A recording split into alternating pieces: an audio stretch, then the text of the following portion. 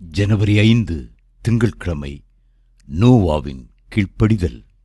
நீ கொப்பேர் மரத்தால் உனக்கு ஒரு பேழையை உண்டாக்கு.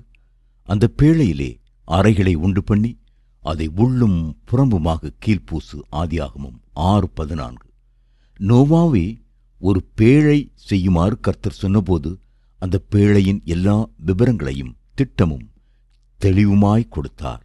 நீளம், அகலம், உயரம் எப்படி இருக்க வேண்டும் என்பதையும், எத்தனை தட்டுகள் இருக்க வேண்டும் என்பதையும், ஒரே ஒரு வாசலும் ஒரே ஒரு ஜன்னலும் தான் இருக்க வேண்டும் என்பதையும் தெரிவித்ததுடன் அளவுகளையும் தெரிவித்தார்.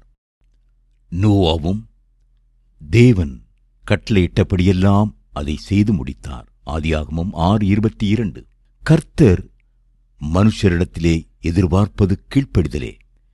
கர்த்தர் இதைச் சொன்னாலும் எந்த கேள்வியும் கேட்காமல் உடனே அதற்கு கீழ்ப்படிய வேண்டும்.